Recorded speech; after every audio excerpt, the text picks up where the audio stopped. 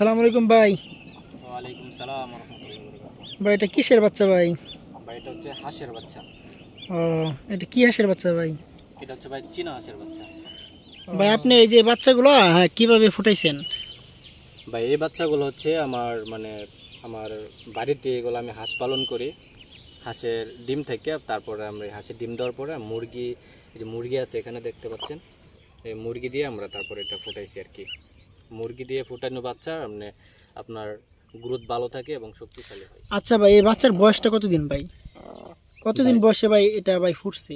ভাই এই বাচ্চার ডিম থেকে ফুটটা বাইর হতে আপনার সময় লাগে প্রায় 38 দিন থেকে 40 দিনের ভিতর এটা ফুটটা যায়। তারপর আপনার এই বাচ্চার আনুমানিক এখন বয়স হচ্ছে আপনার 15 দিনের মতো, 10 থেকে 15 দিন। 15 দিনে বাচ্চা ভাই এত বড় হয়ে গেছে? জি ভাই, এটা তো আপনার ওই যে কারেন্টে ফুটানো না, এটা হচ্ছে আপনার অরিজিনালি ভাবে এটা মুরগি দিয়ে ফুটানো আছে। যে আপনারা এখানে মুরগি দেখতে পাচ্ছেন সাথে রয়েছে, আপনি যেদিকে যাবেন মুরগি সেদিকে যাবে। ও, তাহলে কি আপনার এই যে দেশি মুরগিগুলো এগুলো ফুটাতে পারে? হ্যাঁ জি জি, এই মুরগিগুলো দিয়ে এটা ফুটানো ভালো হয়, সবচেয়ে বেশি ভালো হয়। ভাই আপনি এগুলো লালন পালন কিভাবে করেন? এগুলো যত্নটা কিভাবে করেন?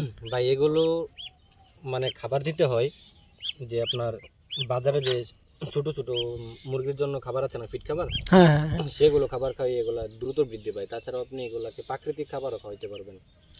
আপনি প্রাকৃতিক যে চাউলের ছোট ছোট দানা থেকে যে ভাত তৈরি হয় সেগুলো, অথবা আপনার বিভিন্ন গাছ, দুবরা গাছে ওরা খেয়ে খৈল কোরা, সরি সরি ভাই, আপনার কোরা খাই না? কোরা খাবে কিছুদিন বড় হলে, এখন ছোট পাড়ায় দানের কোরা খেতে পারবেন।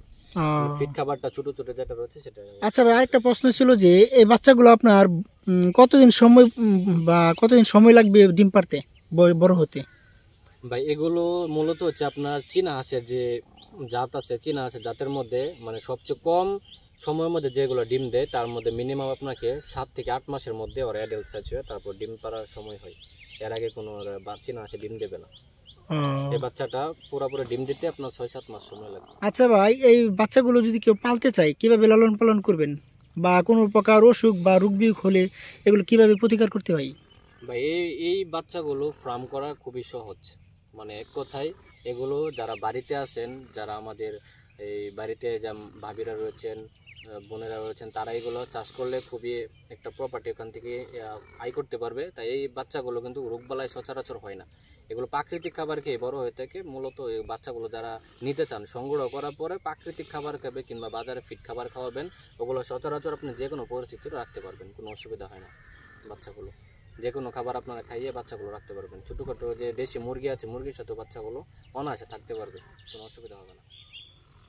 অনেক দাম দেখতেছ।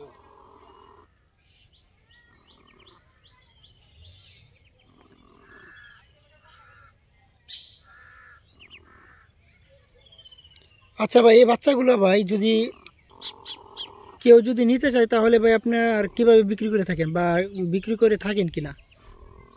ভাই বাচ্চাগুলো আমার এখানে দেখা গেছে খুব বেশি সংখ্যক বাচ্চা হয় না। আমার প্রতি মাসে মনে হয় 50 থেকে 60টা বাচ্চা আমি ফুটাইতে পারি আমার এখানে যে অবস্থা রয়েছে। তো আমার ঠিকানা হচ্ছে ময়মনসিংহ। তো ময়মনসিংহের আশেপাশ থেকে যদি কোনো ভাই আসতে পারে তাহলে আমি বাচ্চাগুলো দিতে পারবো, আমার সাথে কন্ট্যাক্ট করে দিতে আসে আর কি।